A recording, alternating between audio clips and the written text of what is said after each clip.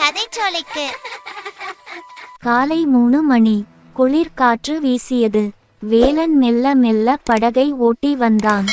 அவன் படகில் இருந்த தட்டில் 2 சிறு மீன்கள் மட்டுமே இருந்தன. ஆற்றின் நீர் அமைதியாக இருந்தது. அவன் முகத்தில் ஒரு களை இருக்கவில்லை. கிராமத்து மக்கள் அவனை பற்றி என்ன நினைக்கிறார்கள் என்பது அவனுக்கு தெரியும். சோம்பேறி வேலன் என்று கூறுவார்கள். ஆனால் அவன் அதை பொருட்படுத்தவில்லை. அவன் வேலையை முடித்து வீட்டுக்கு திரும்பினான். வீடு என்பது ஆற்றங்கரையோரம் உள்ள ஒரு சிறு குடிசை. அவன் மனைவி மங்களம் கதவு தாழ்பாளை திறந்து கொண்டே, இன்றும் அதிகமில்லையா என்று கேட்டாள். அவளின் குரலில் கவலை இருந்தது. இல்லை, ஆறு வற்றி கொண்டு வருது. பெரிய மீன்கள் எல்லாம் தப்பிப் போயிட்டு என்றான் வேலன். அவர்களின் 2 குழந்தைகள் செல்லம்மா, முத்து வெளியே விளையாடிக் கொண்டிருந்தனர். வயதான அன்னை படுக்கையில் படுத்திருந்தாள். மருந்துகளுக்கு பணம் தேவைப்பட்டது. வேலன் மீன்களை தூக்கிக் கொண்டு கிராம சந்தை நோக்கி நடந்தான். அவனை பார்த்ததும் கிராமத்தவர்களின் பேச்சு மெல்லிய கிசுகிசுவாக மாறியது. கிராம சந்தை. பெருமாள் கிராம தலைவர், வயதானவர், கம்பீரமான தோற்றம். பச்சை வேட்டி, மேல் சட்டை, கையில் ஒரு தடி. கருநாயகம் கடைக்காரர், உடல் பருமன். எப்போதும் கணக்கு புத்தகத்தை பார்க்கும் பேர்வழி. மீனாட்சி கிராமத்து பரபரப்பு பெண், வயது 50. எல்லாவற்றிலும் தலையிடுபவள். செங்கோ இளைஞன், வேலனின் பழைய நண்பன், வயது 25. ஆனால் இப்போது வேலனிடம் வெறுப்பு. வேலன் 30 வயது. மெல்லிய உடல். ஆனால் கைகள் பலமானவை. கண்களில் ஒரு ஆழம். பெருமாள் வேலனை நோக்கி நடந்து வந்தார். வேலன், கிராம நிதிக்கு நீ கொடுக்க வேண்டிய பங்கு இன்னும் தரல. எல்லாரும் தர்றாங்க, நீ மட்டும் ஏன் தரமாட்டேங்கிற? வேலன் தலை குனிந்தான். அப்பா, கொடுக்கிறேன். இன்னும் கொஞ்ச நாள். கருநாயகம் சத்தம் போட்டார். கொஞ்ச நாள்னு 1 வருஷமாகிறது. என் கடையிலே அரிசி, எண்ணெய் எல்லாம் கடன் வாங்கிட்டே. பணம் கொடுக்க மாட்டேங்கிறியா? மீனாட்சி அருகில் வந்தாள். இவரு படகுல தூங்கிட்டு இருப்பாரு, அதனாலதான் மீன் கிடைக்கல. கிராமத்துக்கு எதுவும் செய்ய மனம் இல்ல. ஆனா நேத்து இரவு பாதி நேரம் படகுல எங்கிட்டே போன மாதிரி இருந்தது. செங்கோ கடுமையாக பேசினான். நேத்து இரவு நான் பார்த்தேன். இவர் படகை கீழே 6 வழியா ஒடற இடத்துக்கு கொண்டு போனார். அங்கெல்லாம் மீன் எப்படி கிடைக்கும்? ரகசியம் ஏதோ இருக்கு. வேலன் எதுவும் பதில் சொல்லவில்லை. மௌனமாக நின்றான். அவனுடைய மௌனம் கிராமத்தவர்களுக்கு கோபத்தை மூட்டியது. பேசாம இருந்துட்டியா? நீ எங்க கிராமத்துக்கு ஒரு சுமை என்றார் பெருமாள். வேலன் தன் 2 சிறிய மீன்களை விற்று பணம் செய்தான். அது மிகச் சிறிய தொகை. அவன் வீட்டுக்கு திரும்பி மனைவியிடம் சிறிது பணம் கொடுத்தான். அம்மாவின் மருந்துகள், மீதி அரிசிக்கு. மங்களம் கண்ணீர் வடித்தாள். இந்த கிராமம் நம்மை வெறுக்கிறது. ஏன் நாம் இங்கே இருக்கிறோம்? வேலன் புன்னகைத்தான். சும்மா இரு, எல்லாம் சரியாகும். இரவு வந்தது.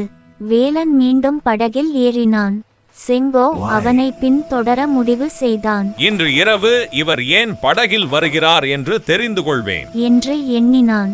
செங்கோ ஒரு சிறு படகில் மெல்ல தொடர்ந்தான். வேலனின் படகு மீன் பிடிக்கும் இடத்தை விட்டு விலகி ஆற்றின் கீழ் பகுதிக்கு சென்றது.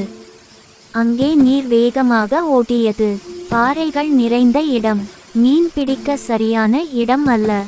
வேலன் படகை ஒரு பாறையில் நிறுத்தினான். அவன் படகிலிருந்து ஒரு சிறு பையை எடுத்தான். அதில் இருந்து மீன் தீவனத்தை எடுத்தான். ஆனால் அதை தன் வலையில் இல்லாமல் நீரில் தூவினான். பிறகு அவன் ஒரு காகிதத்தை எடுத்தான். அதில் என்னவோ எழுதி ஒரு சிறு பிளாஸ்டிக் பாட்டிலில் வைத்து நீரில் மிதக்க விட்டான். செங்கோவுக்கு ஒன்றும் புரியவில்லை. இவன் என்ன செய்கிறான்? மீன்களுக்கு உணவு இடுகிறான், கடிதம் மிதக்க விடுகிறான். இவன் பைத்தியமா? திடீரென்று வேலனின் படகு அசையத் தொடங்கியது. ஒரு பெரிய மீன் அவன் வலையில் சிக்கியது. ஆனால் வேலன் அதை எடுக்கவில்லை. அதை பார்த்து மெல்ல தட்டியவாறு மீண்டும் நீரில் விடுவித்தான். செங்கோவின் கண்கள் வியந்தன. இவன் என்ன செய்தான்? பெரிய மீனை பிடித்தும் விட்டுவிட்டான். இது என்ன வினோதம்? வேலன் இதைத்தான் தினமும் செய்தான். அவன் பிடித்த பெரிய மீன்களை விற்றால் குடும்பத்துக்கு நல்ல பணம் கிடைக்கும். ஆனால் அவன் அவ்வாறு செய்யவில்லை. ஏன்? செங்கோ திகைத்து போனான். மறுநாள் காலை அவன் வேலனை சந்திக்கச் சென்றான். வேலன் அண்ணா, நான் நேற்று இரவு உன்னை பின்தொடர்ந்தேன். நீ என்ன செய்தாய்? பெரிய மீனை ஏன் விட்டாய்? வேலன் சிறிது நேரம் மௌனமாக இருந்தான். பிறகு ஒரு பெரிய இரகசியத்தை வெளியிட்டான். செங்கோ, இந்த ஆறு எங்கள் வாழ்வாதாரம். ஆனால் இந்த 2 வருடமாக மேலே கட்டிய அணை காரணமாக இங்கு மீன்களின் எண்ணிக்கை குறைந்து வருகிறது. பெரிய மீன்கள் முட்டையிட்டு இனப்பெருக்கம் செய்ய வேண்டும். நான் அந்த பெரிய மீன்களை பிடித்து விற்றால் எதிர்காலத்தில் இந்த ஆற்றில் மீன் எதுவும் இருக்காது. நான் தினமும் இரவு பெரிய மீன்கள் இருக்கும் இடத்திற்கு செல்கிறேன். அவைகளுக்கு உணவு இடுகிறேன். அவை பிழைக்க வேண்டும். அவை முட்டையிட வேண்டும். நான் விட்ட மீன்களில் பல மீண்டும் கீழே வருகின்றன. அப்போது சிறு மீன்களை மட்டும் பிடிக்கிறேன். செங்கோ ஆச்சரியத்தில் மூழ்கினான். ஆனால் கடிதம், நீ நீரில் மிதக்கவிட்ட கடிதம். வேலன் ஒரு கனவு போல் பேசினான்.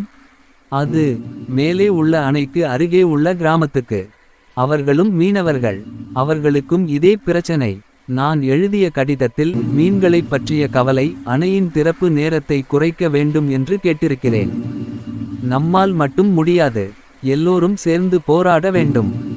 செங்கோவுக்கு விஷயம் புரிந்தது. வேலன் ஒரு சோம்பேறி அல்ல. அவன் ஒரு வீரன். எதிர்காலத்தை நோக்கி சிந்திக்கும் ஞானி. தன்னலம் இல்லாத தியாகி. செங்கோ கண்ணீர் மல்க வேலனின் கால்களில் வீழ்ந்தான். மன்னிக்க வேண்டும் அண்ணா, நாங்கள் எல்லோரும் தவறா புரிந்து கொண்டோம். செங்கோ கிராமத்து மக்கள் அனைவரையும் அழைத்தான். வேலனின் இரகசியத்தை விளக்கினான். முதலில் யாரும் நம்பவில்லை. ஆனால் செங்கோ அவர்களை அந்த இரவு படகில் அழைத்துச் சென்றான். அவர்கள் தங்கள் கண்களால் வேலனின் தியாகத்தை கண்டனர். பெருமாள் வயதான கண்களில் நீர் மிளிர வேலனின் கையை பிடித்தார். மகனே, நீதான் இந்த கிராமத்தின் உண்மையான காவலன். நாங்கள் குருடர்களாயிருந்தோம். கருநாயகம் தன்னிடமிருந்த வேலனின் கடனை தீர்க்க முன்வந்தார். அந்த கடனை மறந்துவிடு. உன் அம்மாவின் மருந்து என் கடையிலிருந்து எடுத்துக்கொள். மீனாட்சி வேலனின் மனைவி மங்களத்திடம் சென்றாள். தங்கச்சி, மன்னிச்சுக்க. நாங்க தப்பா நினைச்சோம். கிராமம் முழுவதும் வேலனை பற்றிய பேச்சு மாறியது. இப்போது அவனை மீன் ராஜா வேலன் என்று அழைத்தனர். பல இளைஞர்கள் அவனுடன் சேர்ந்து ஆற்றின் மீன்வளத்தை பாதுகாக்கும் பணியில் ஈடுபட்டனர். வேலனின் கடிதங்கள் பலன் அளித்தன. அணையின் திறப்பு நேரம் குறைக்கப்பட்டது. மீன்களின் எண்ணிக்கை மீண்டும் அதிகரிக்கத் தொடங்கியது. ஒரு நாள் வேலன் ஒரு பெரிய மீனை பிடித்தான். ஆனால் இந்த முறை அதை வீட்டுக்கு எடுத்துச் சென்றான். அன்று கிராமத்து விழா. எல்லோரும் சேர்ந்து உண்ண வேண்டும் என்று அவன் விரும்பினான். அந்த விழாவில் பெருமாள் பேசினார். இன்று நாம் ஒரு பாடம் கற்றோம். உண்மையான செல்வம் பணத்தில் இல்லை, நமது இயற்கை வளங்களை பாதுகாப்பதில் உள்ளது. அந்த பாதுகாவலர் நம் வேலன். வேலன், மங்களம், அவர்களின் குழந்தைகள் எல்லோரும் மகிழ்ச்சியாக இருந்தனர். அவனுடைய மௌன தியாகம் இப்போது கிராமத்தின் வரலாற்றில் ஒரு பொன்னான பக்கமாக மாறியது. அன்றிரவு வேலன் மீண்டும் படகில் இருந்தான். ஆனால் இப்போது அவனுடன் செங்கோவும் பல இளைஞர்களும் இருந்தனர். அவர்கள் சேர்ந்து மீன்களுக்கு உணவிடும் பணியை செய்தனர். சில நேரங்களில் மௌனமாய் செயல்படும் நல்ல மனம் உலகின் தவறான புரிதலை சந்திக்கும். ஆனால் உண்மை எப்போதும் வெல்லும். தன்னலமற்ற சேவை இறுதியில் அனைவரையும் வெல்லும். வேலனின் கதை இதுதான்.